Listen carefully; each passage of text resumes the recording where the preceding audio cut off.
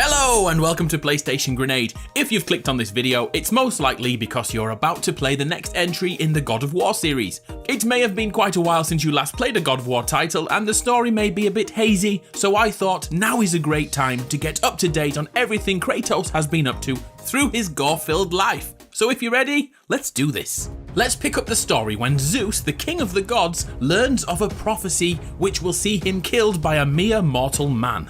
The prophecy also describes the distinctive markings his murderer possesses.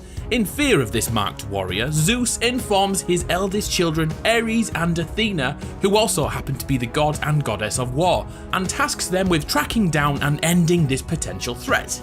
Whilst pillaging and destroying the land, Ares discovers a small Spartan boy with extremely distinctive birthmarks and attempts to capture him. That boy is not Kratos, it's his younger brother Deimos. Kratos tries his utmost to protect his brother, but he's no match for the god of war Ares and is bitch slapped into submission. Luckily for Kratos, Athena persuades her brother to leave Kratos alive because not only is she the goddess of warfare, but she's the goddess of wisdom too. So her brother agrees and Kratos is forced to watch on as his brother is taken away. Fueled by his failure to protect his younger brother, Kratos honours Deimos through a full body tattoo mimicking his brother's birthmarks.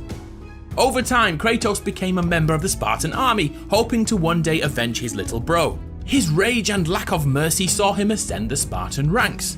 Eventually, he married Lysandra and the two had a daughter named Calliope. He finally became a Spartan captain after recovering a mysterious healing element known as ambrosia in a painstaking battle with Ulrich and the barbarians. He used this ambrosia to save his daughter, who was moments away from death due to a plague ravaging the lands. Kratos and his thirst for war saw the Spartan army annihilate all opposition until the day the barbarians returned, led once again by Ulrich. The barbarian hordes easily overpowered and massacred the Spartans, and all Ulrich needed to do was kill the defeated Kratos. With his final breath, Kratos called to the god of war Ares and offered his life in return for victory. Ares! Destroy my enemies, and my life is yours. Seeing this as an opportunity to build the ultimate warrior and disciple, Ares instantly slaughters the barbarian hordes and binds Kratos to the Blades of Chaos, a constant reminder of his pledge to the god of war. Kratos continued to murder and pillage in the name of Ares and slowly lost his humanity. Only his love for his wife and daughter prevented Kratos from becoming the ultimate weapon of war Ares desired. So knowing this, Ares sent Kratos to destroy a temple created to honor Athena. The village oracle attempts to stop him, but consumed by rage and ambition, Kratos massacres all inhabitants. But the final two victims will haunt him for the rest of his life. Ares had sent Kratos' wife and child to that temple in the hopes he would murder the only things keeping his humanity alive, and thus becoming the ultimate weapon.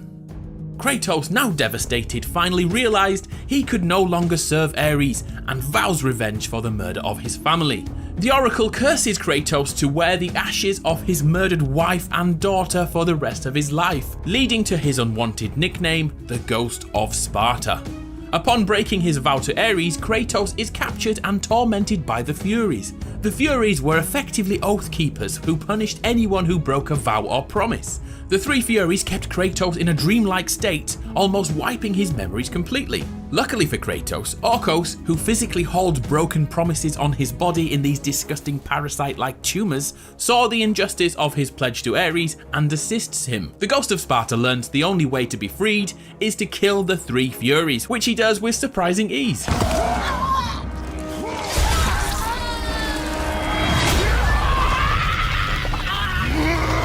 With the job done, Orcos reveals that Kratos must kill one last person to truly free himself from the oath, Orcos himself. As he's the son of the Furies, all the oaths were transferred over to him. Kratos, slightly reluctant, does the dirty deed.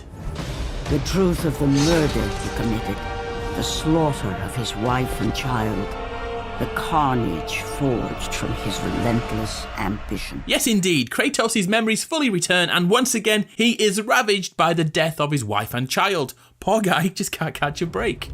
Now fueled by a desire to remove his nightmares, Kratos meets Persephone, the queen of the underworld, who offers the ghost of Sparta a better alternative, seeing his daughter again. But that comes with a caveat: he must give up all his godlike powers, which Kratos agrees to. Kratos reunites with his daughter, but the happiness is short-lived. Persephone reveals she has unleashed Atlas, a hulking great titan who will destroy the pillar that cradles the earth, killing all mankind and the gods of Olympus. Of course, Kratos can't stand for that and gives up his life with his daughter, and once again goes on the warpath against Persephone and Atlas. Due to Atlas's size, Kratos opts to chain him to the upper edges of the underworld, whilst he returns to finish Persephone. As she dies, her body explodes and the resulting force destroys the pillar. Luckily, Atlas is still chained into place and now holds the world on his shoulders for the rest of time. Kratos once again commits himself to serving the gods in the hopes of having his memories removed, but after a decade of servitude, he is a little pissed off to say the least, and lets the gods know. 10 years, Athena. I have faithfully served the gods for 10 years. When will you relieve me of these nightmares? Athena hears his calls and proclaims that if Kratos can kill Ares, the god of war, she will take his nightmares away. Kratos is more than happy to oblige, gaining revenge and losing his visions are all he has ever wanted, so off he trots to Athens to face Ares and his army. Kratos meets the local oracle, who reveals the only way to defeat a god is through a mystical item known as Pandora's box, which so happens to be chained to another great hulking titan called Kronos. Kratos does what Kratos does and murders his way to Pandora's box, and just before he's about to open it, Ares, who feels a disturbance in the force, wrong franchise, Ares senses Kratos and hurls a pillar a few thousand miles away, impaling Kratos almost touching distance away from the artifact he needs to kill Ares. Death is only the beginning for Kratos. After a long journey through the underworld, he gets back to Athens to finally open Pandora's box and becomes Mega Kratos, a huge version of himself, and fights Ares. Ares uses powerful memories of Kratos killing his own family to gain the edge in battle, but Kratos, driven by revenge, bests him and kills the god of war. Kratos, who has now fulfilled his vow of vengeance, once again asks for his memories to be removed, but Athena is having none of it. No man, no god could ever forget the terrible deeds you have done. A broken and frankly devastated Kratos takes himself to the highest mountain in all of Greece. The ghost of Sparta throws himself to his certain death, but the gods had a greater vision for his future and ascend him to another level. You will not die this day, Kratos. From that moment on, Kratos became the new god of war. Sat on his new throne, Kratos has a vision and travels to the Temple of Poseidon to seek answers. Once there, he finds his mother dying, who reveals his brother Deimos is still alive and is being held captive by Thanatos, the god of death. And with that, Kratos' mama dies. Now back in Sparta, Kratos battles his younger self and reclaims his Spartan army from the pre-God of War days. The God of War goes on yet another murder spree and locates the gateway to Death's domain. Here we finally see Deimos, who has the sexiest beard I've seen in a long time, and once freed, Deimos reveals his anger for Kratos is the only thing that kept him alive and attempts to kill his brother. During the fight between the brothers, Thanatos takes Deimos away as he wants to be the one who kills him, but just in time, Kratos arrives and saves his brother. That becomes the catalyst for the two to work together, and the brothers take down the god of death, but at the cost of Deimos' life. Kratos once again has lost his family and carries his brother to his final resting place and ponders his actions, to which the gravedigger calls Kratos Death, the destroyer of worlds. Athena appears once again and attempts to reward Kratos for his deeds. As he has no ties to the mortal world, after his daughter, wife, brother and mother are all dead, he can now become a full-fledged god. Kratos shocks everyone and turns down the offer and remarks, The gods will pay for this. With his Spartan army at his back, Kratos wages war on pretty much anyone he can to spread the glory of Sparta. The gods watching on are becoming nervous of his actions, and Athena begs Kratos to stop before he faces the wrath of the gods. Kratos turned his back on Athena both physically and metaphorically and joins his army in Rhodes, but suddenly a portion of his powers are stolen by this mythical bird and given to the Colossus of Rhodes. The two behemoths battle on, and out of nowhere the king of the gods, Zeus, throws down the blades of Olympus, the most powerful weapon in existence. The only downside is that Kratos must infuse his last remaining godly powers into the weapon to defeat the Colossus of Rhodes. It worked surprisingly well, and as he defeats the Colossus, the flailing arm crushes Kratos, causing him to drop the sword. Kratos is now moments away from death and must regain the sword to become his immortal self again. Lo and behold, the mythical bird flying around was in fact Zeus, who reveals this whole thing was a trick to kill Kratos. So Zeus shoves the sword straight through Kratos, killing him. Of course, in Greek myth, death doesn't really mean much, and as Kratos is pulled into the underworld, he is rescued by another titan, Gaia. Gaia and Kratos hatch a plot to defeat Zeus by using the Loom of Fate, which effectively is a time machine. He ventures to the island of creation and defeats countless foes and finally locates the loom and attempts to change his fate.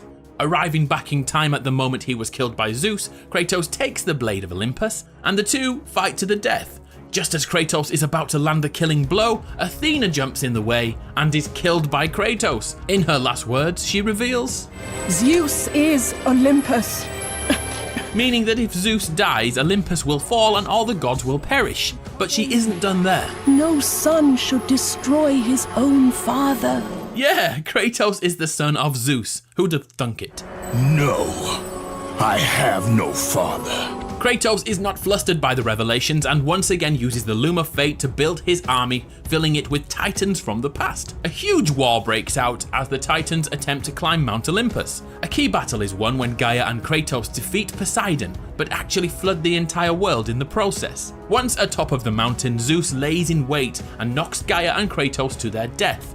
Gaia manages to hold on, but refuses to help Kratos, revealing herself to be just as untrustworthy as those pesky gods. Now dead, again, Kratos is in the underworld for the 5th time, but this time he defeats Hades, the god of the underworld. Whilst here, Kratos learns how to defeat Zeus, and it's once again by using Pandora's box. But this time though, it's locked behind the flames of Olympus, which can only be extinguished by its namesake, Pandora. Once Pandora is located, Kratos' humanity finally kicks in again, and he sees her like a daughter he lost. When the moment arrives for Pandora to sacrifice herself to extinguish the flames of Olympus, Kratos won't allow it. Eventually she does break free, but another god stands in her way, Zeus. Father and son Zeus and Kratos fight, which is punctuated with Pandora attempting to complete her task in life. Her last-ditch attempt is foiled by Kratos, who refuses to lose another daughter. But one final insult from his dad, Don't fail her like you failed your family. puts things into motion which can never be undone. After waking, Kratos opens Pandora's box to reveal, well, nothing. It's empty. This anticlimax is taken to the next level as Kratos and Zeus stand over the now ruined, flooded and destroyed world they have created. Face me, father. It is time to end this. Yes, my son. It is time. Remember Gaia? Well, she managed to hold on and finally reaches the summit again and attempts to kill both Zeus and Kratos. During the scuffle, both gods fall into Gaia's chest and fight next to her heart. In the final moments, Kratos kills both his father and Gaia by impaling their hearts simultaneously. Kratos has now defeated all the gods and all the titans. The Greek pantheon is no more. But wait, Zeus somehow transcended his body and his spirit form attempts to kill Kratos once again, using a mixture of fear, violence and those memories Kratos hates so much. But after 10 years of this living nightmare, Kratos is able to knock Zeus' spirit back into his body and then beats him to death in a lovely touching father-son moment. Athena arrives in her new ascended form and gives us one last revelation. Pandora's box did actually contain something. It contained evils such as fear, which enveloped the gods, but there was also an even more powerful weapon inside that box. And that was hope, which sounds ridiculous, but helped Kratos achieve his ambitions to defeat the gods of Olympus. Athena asks for hope to be returned to her so she could give it to mankind, but Kratos, looking at the devastation around him, refuses her offer and does this instead.